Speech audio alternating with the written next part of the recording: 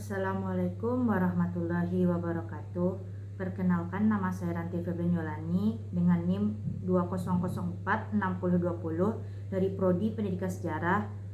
Di sini saya akan menjawab soal ujian akhir semester Sejarah Indonesia Baru 1 yang diampu oleh Ibu Dr. Aisyah MPD dan Ibu Hera Hastuti MPD. Soal yang pertama, berabad lamanya hubungan perdagangan Nusantara dengan India, Cina, dan Arab mampu bertahan dalam hubungan baik yang membawa kemajuan peradaban di Nusantara.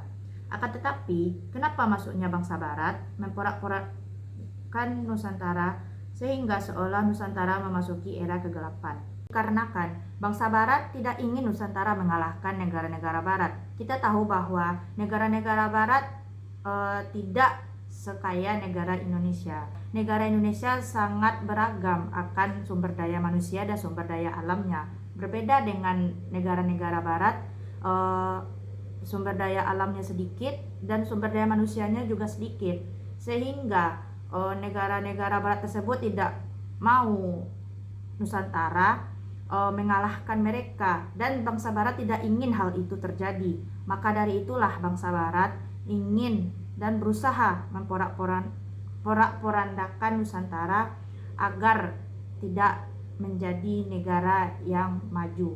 Soal nomor 2, dari penjajahan yang dilakukan Belanda atau VOC terhadap wilayah dan kerajaan-kerajaan di Nusantara, analisislah apa saja strategi yang dilakukan oleh VOC untuk menanamkan kekuasaannya. Masing-masing analisis dilengkapi dengan contoh peristiwanya. Strategi yang dilakukan VOC untuk menanamkan kekuasaannya di Nusantara, yang pertama itu dari memonopoli perdagangan. Contohnya bisa kita lihat dengan mereka membeli rempah-rempah kepada rakyat Nusantara, lalu menjual rempah-rempah tersebut dengan harga yang lebih mahal. Mengapa VOC melakukan hal itu? Dikarenakan agar VOC memiliki keuntungan. Kas VOC terisi dan secara banyak gitu. Jika rempah-rempah tersebut dijual dengan harga yang sama, maka VOC akan mengalami kerugian dan tidak mendapatkan hasil apapun. Maka dari itulah Belanda memonopoli perdagangan dengan menaikkan harga. Yang kedua yaitu politik divide et impera atau politik adu domba. Contohnya seperti Belanda mengadu domba kerajaan-kerajaan yang sedang berkonflik. Kita bisa lihat contoh bahwa kerajaan Guatalo pernah mengalami konflik dan diadu domba oleh negara Belanda, sehingga kedua kerajaan tersebut mengalami konflik yang sangat berat hingga memicu perang saudara. Akan tetapi Guatalo yang sekarang menjadi kerajaan Makassar sadar bahwa Belanda hanya ingin melakukan hal tersebut untuk kepuasan mereka sendiri dan tidak mendapatkan benefit apapun, sehingga kerajaan Makassar tersebut beralih menyerang negara Belanda atau VOC. Itulah penjelasan dari divide et impera atau politik adu domba. Yang ketiga atau yang terakhir yaitu melalui penggunaan dan ancaman kekerasan terhadap penduduk di kepulauan-kepulauan penghasil rempah-rempah dan terhadap orang-orang non-Belanda yang mencoba berdagang dengan para penduduk tersebut atau penduduk sekitar atau pribumi. Contohnya penduduk di Kepulauan Banda. Banda merupakan salah satu kepulauan yang ada di Maluku, dan kita tahu bahwa Maluku pada zamannya itu penghasil rempah-rempah terbesar, yaitu terutama pala. Nah, orang-orang Belanda tidak ingin orang-orang di Banda menjual hasil palanya itu kepada negara lain, terutama Inggris. Jika ketahuan oleh pihak Belanda, maka pihak Belanda akan mendeportasi dan membunuh pedagang Inggris tersebut dan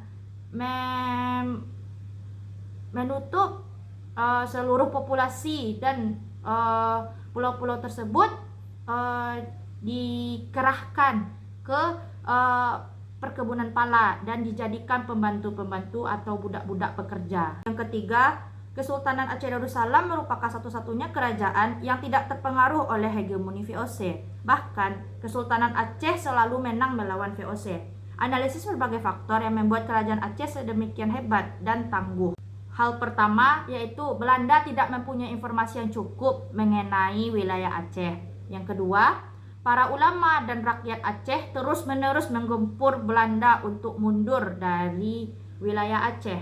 Yang ketiga, rakyat Aceh tidak mudah terpengaruh oleh divide et impera atau politik adu domba yang dibuat oleh Belanda atau VOC. Soal terakhir atau soal nomor 4, belajar sejarah untuk memperoleh makna. Apa makna atau nilai-nilai yang bisa saudara ambil dari kejayaan peradaban Islam di Nusantara hingga keruntuhannya?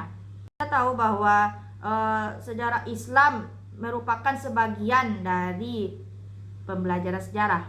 Islam telah memberikan kita hikmah keberadaan sejarah bagi generasi penerus, bahwa memahami peradaban Islam harus dilakukan, bukan untuk sekedar flashback atau kembali ke masa lalu semata. Nilai atau makna yang bisa kita ambil, kita tahu bahwa kejayaan Islam itu terbukti ada di dunia dan jejak-jejaknya masih ada sampai saat ini. Contohnya, kita bisa tahu bahwa berbagai tradisi yang ada di setiap daerah, contoh seperti Pariaman yaitu tablik dalam rangka memperingati kematian Hasan dan Husain, itu merupakan sebuah kontribusi Islam, bahwa Islam benar-benar masuk ke Nusantara gitu. Yang kedua yaitu mendorong untuk tetap lebih semangat dalam menapaki sejarah lebih lanjut agar lebih baik lagi, sekaligus mengambil hikmah dan pelajaran dari masa lalu agar tidak terjadi di masa depan. Yang ketiga, tumbuh tanggung jawab yang tinggi melalui profesi masing-masing agar selalu memperjuangkan tercapainya kemuliaan Islam dan kaum muslimin. Sebagai seorang muslim, kita mengerti dan tahu bahwa Nabi Muhammad adalah pemimpin bagi umatnya. Kita sebagai manusia juga harus bisa mencontoh sikap Nabi Muhammad tersebut, yaitu memiliki jiwa kepemimpinan amanah. Sekian dari saya, mohon maaf apabila ada kata-kata yang salah. Saya akhiri, wabillahi taufiq wal hidayah. Assalamualaikum warahmatullahi wabarakatuh.